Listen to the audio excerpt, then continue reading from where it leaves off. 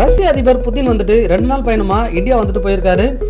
அதில் நிறைய அக்ரிமெண்ட்ஸ்லாம் சைன் பண்ணியிருக்காங்க. ஒரு 16 அக்ரிமெண்ட் சைன் பண்ணியிருக்காங்க. அதில் முக்கியமாக defence and economic, health care இந்த மாதிரி செக்டார்ஸ்லாம் இருக்குது.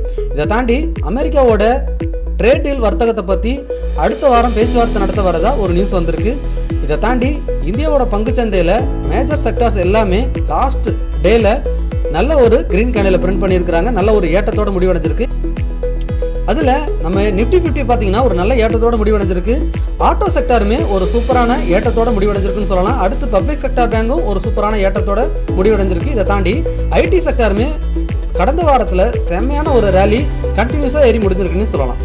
இந்த ஏற்றம் தொடர்ந்து இருக்குமா? அடுத்த வாரம் யூஎஸோட ட்ரேட் டீல் என்னவா இருக்கும், எப்படி முடியறதுக்கு வாய்ப்பு இருக்குது?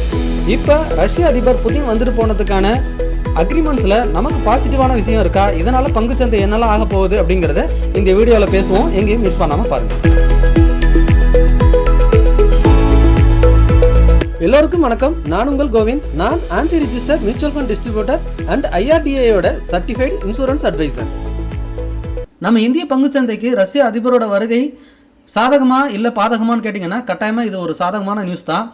என்னதான் மார்க்கெட் வந்துட்டு ஆல் டைம் ஹை உடைக்கிறது தடுமாறிட்டு இருந்தாலும் இந்த மாதிரி சமயத்தில் ஒரு அதிபரோட வருகை வந்துட்டு நமக்கு ஒரு 16 அக்ரிமெண்ட் சைன் பண்ணி கொடுத்துருக்காங்க. அப்படிங்கிறப்ப இது மிகப்பெரிய ஒரு பாசிட்டிவ் நியூஸ் தான். அதுவும் பர்டிகுலராக இதில் பார்த்தீங்கன்னா நம்ம எக்கனாமியை க்ரோ பண்ணுற விதமாக defence, health care, academic, culture and crude oil இந்த மாதிரி நிறைய விஷயங்கள் இமீடியட் இல்லாமல் ரஷ்யன் சிட்டிசன்ஸுக்கு ஒரு 30 days டூரிஸ்ட் விசா ஃப்ரீயாக கொடுக்குற மாதிரி இந்த மாதிரி நிறைய விஷயங்கள் இந்த மாதிரி நேரத்தில் நம்ம மார்க்கெட் ஒரு உச்சக்கட்டத்தில் அமெரிக்காவோட ட்ரேட் டீல் ஒரு பெண்டிங்கில் இருக்கிறப்போ இந்த மாதிரி அக்ரிமெண்ட் சைன் பண்ணுறதுங்கிறது நம்ம மார்க்கெட்டுக்கு ஒரு ப்ளஸ் தான்.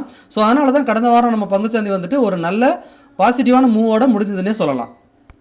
இருந்தாலும் இந்த சமயத்தில் யூஎஸோட ட்ரேட் வார் ஒரு பக்கம் நம்மகிட்ட இருக்குது. அது பார்த்திங்கன்னா நம்மளோட எக்ஸ்போர்ட்ஸ் அதிகமாக இருக்குது. Textile, leather, footwear and jewelleries இதெல்லாமே ரொம்ப ப்ரெஷராக இருக்குன்னு சொல்லலாம். கடந்த வாரத்தில் இந்த வாரம் வந்துட்டு திரும்பவும் நாங்கள் ட்ரேட் டீலை பற்றி பேசணும்னு சொல்லியிருந்தாங்க. இப்போ இன்றைக்கி நான் வீடியோ ரெக்கார்ட் பண்ணிகிட்டு இருக்கப்போ பார்த்தீங்கன்னா இந்த ட்ரேட் டீல் வந்து டிசம்பர் 10ஆம் தேதியிலேருந்து 12ஆம் தேதி வரைக்கும் நடக்க போகுது அப்படின்னு சொல்லியிருக்காங்க. ஸோ இது வந்து ரொம்ப முக்கியமாக அடுத்த வாரத்துக்கு நம்ம வாட்ச் பண்ணி பார்க்கணும். இது ஒரு பக்கம் இருக்கட்டும். இப்போ நம்ம மார்க்கெட்டுக்கு வருவோம். நம்மளோட பங்குச்சந்தையில் நிஃப்டி 50 பார்த்தீங்கன்னா சூப்பரான ஒரு புல்லிஷ் மூமெண்ட்டோட முடிஞ்சிருக்குது. லாஸ்ட்டு 5 ட்ரேடிங்கில் 3 ட்ரேடிங் பார்த்தீங்கன்னா ஒரு செல்லிங் ப்ரெஷர்னே சொல்லலாம். கடந்த 2 நாளாக லாஸ்ட் 2 நாளாக வியாழன் வெள்ளி அன்னைக்கு பார்த்தீங்கன்னா மார்க்கெட் ஒரு புல்லிஷோட முடிஞ்சிருக்கு. மண்டே ஓப்பனிங் பார்த்தீங்கன்னா 26,325 வரைக்கும் போணுச்சு. ஆனால் அது க்ளோசிங் வைக்க முடியல. அதுக்கு முன்னாடி வாரம் வியாழக்கிழமை 26,310 வரைக்கும் போணுச்சு. ஸோ 2 அட்டம்ப்ட்டு 26,300க்கு மேலே போயிட்டு க்ளோஸ் வைக்க முடியாமல் கீழே வந்திருக்கு.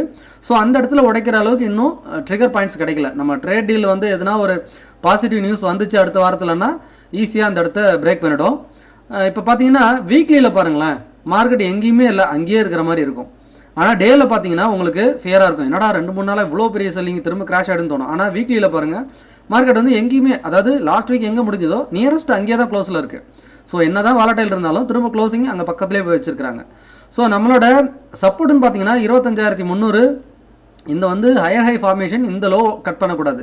இதை கட் பண்ணாத வரைக்கும் நிஃப்டி வந்துட்டு இதுக்குள்ளே தான் இருக்கும். இதுக்குள்ளே எங்கே வேணால் வரலாம், வந்துட்டு திரும்ப மார்க்கெட் மேலே போகலாம். எப்போ நமக்கு ஃபியர் வரணும் அப்படின்னா மார்க்கெட் இந்த 25,300 உடைச்சதுன்னா அந்த இடத்துல தான் நம்ம பயப்பட ஆரம்பிக்கணும். இல்லை நம்மளோட என்ன பண்ணலாம், நம்மளோட ஹெட்ஜிங் எதனா பண்ணலாமான்னு யோசிக்கலாம். அடுத்ததாக பார்க்கக்கூடியது பார்த்தீங்கன்னா bank Nifty all time ultimate. நம்ம மார்க்கெட்டில் ஃபஸ்ட்டு ஆல் டைம் உடைச்சதும் அதுதான்.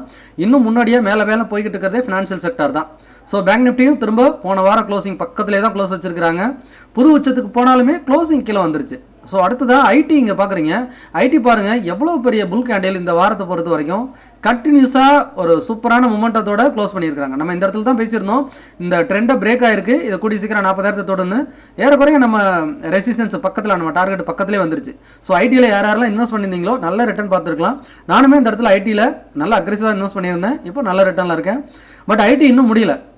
ஐடி வந்துட்டு இந்த 39,500ங்கிறது அதோட எக்ஸாக்ட் ஹை. 40,000 நான் ரவுண்ட் ஃபிகராக சொல்லியிருந்தேன்.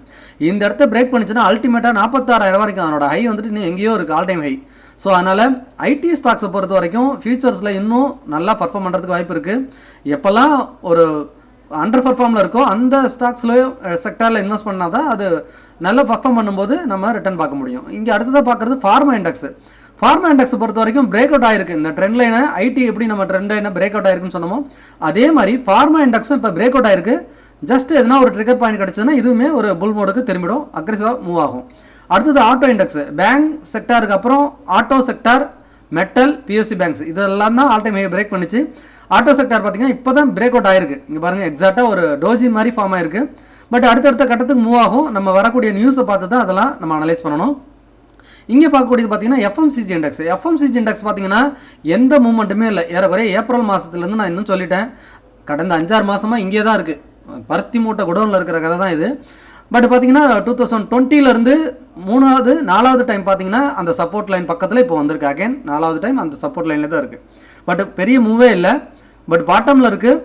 இதுவும் கிராஜுவலாக அப் ட்ரெண்ட் வரும், வெயிட் பண்ணுவோம். பட் பாட்டமில் ஒரு லோவில் இன்வெஸ்ட் பண்ணணும்னு நினைக்கிறவங்க இதில் இன்வெஸ்ட் பண்ணலாம். அடுத்ததாக பார்க்கக்கூடியது பார்த்தீங்கன்னா Nifty metal index. Metal index all time break பண்ணிடுச்சு. பிரேக் பண்ணால் ஒரு செல்லிங் ப்ரெஷர். இப்போ பார்த்தீங்கன்னா திரும்ப அகைன் ஒரு புல்லிஸில் திரும்பி இருக்குன்னே சொல்லலாம்.